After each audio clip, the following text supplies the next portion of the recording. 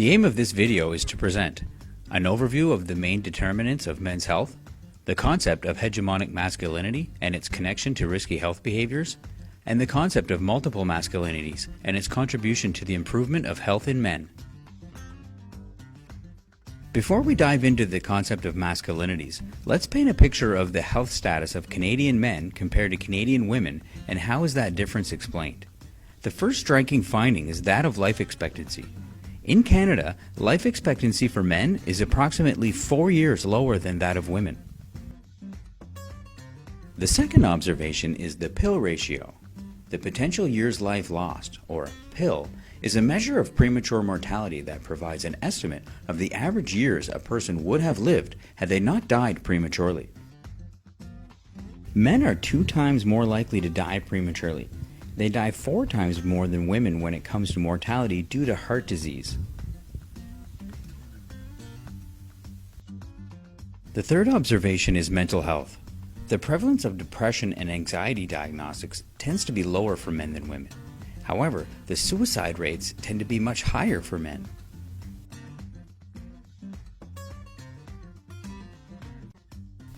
So, what could explain these differences? National statistics show that the majority of premature deaths among men are attributable to risky lifestyle behaviors. These risk behaviors include physical inactivity, smoking, unhealthy diet, problematic drug use, and heavy drinking. Included with all those factors is a poor use of health services, including prevention services and services related to mental health. These statistics clearly show that these factors are much more present in men. Other social determinants of health account for this difference, such as gender, culture, personal and family income, education, social support, or early childhood development. But to understand the health of men, we must pay particular attention to 2 factors, culture and gender. Why do men engage in more risky behaviors and are less likely to seek psychological help? Most men are socialized at a very young age to embody hegemonic masculinity, meaning to take it like a man, and are discouraged from showing feelings of vulnerability and weakness. Masculinity, or adhering to the stereotypical masculine behaviors, plays a critical role in the health outcome of men. For a lot of men, adopting a healthier lifestyle, consulting health professionals, especially for mental health symptoms, is often perceived as behaviors that are typically associated with the female gender. This association is not well accepted by many men. The desire to adhere to stereotypical masculine behavior is susceptible of reducing one's tendency to seek aid, for fear of being stigmatized, judged, discriminated, and marginalized. This is important to understand given that the social construct of masculinity shapes men's perceptions of health, illness, and their subsequent healthcare practices that could protect, maintain, and improve their health. Hegemonic masculinity and the traditional beliefs about manhood are the strongest predictors of individual risk behaviors over their life's course. Hegemonic masculinity has been pictured by our society as the representation of all men. However, not all men adhere to risky lifestyle behaviors or are resistant to seek help.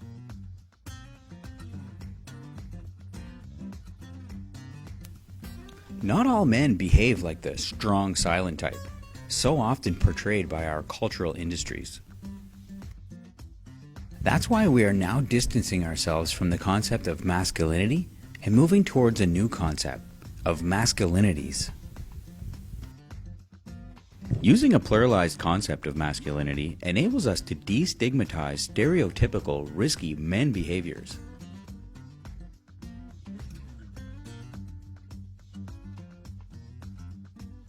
In addition to multiple masculinities across the category of men, what it means to be a man and living one's masculinity may change in response to life events, culture, ethnicity, sexual orientation, and age.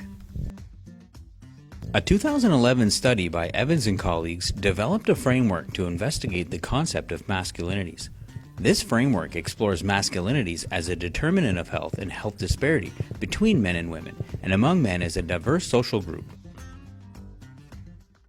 Because of this study, we were able to identify health disparities among men depending on the model of masculinity they'd identify with.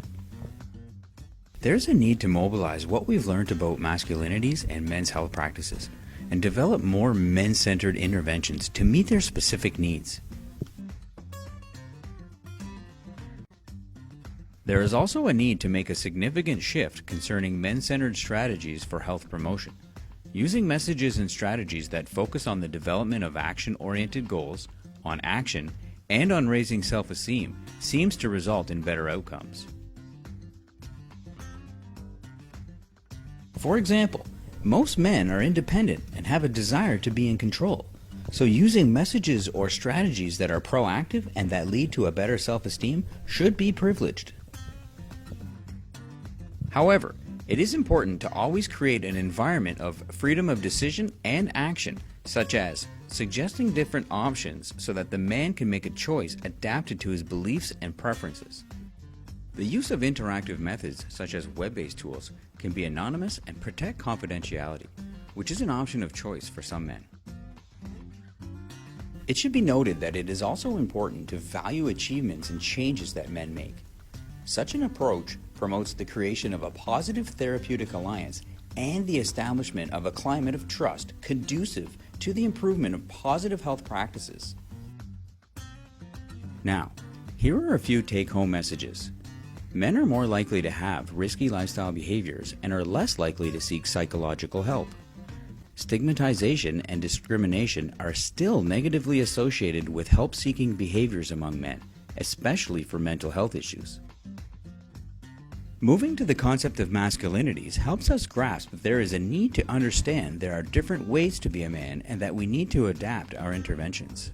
Thus, men-centered interventions should contain a collaborative and individualized approach, an action and goal-oriented approach, and a web-based approach.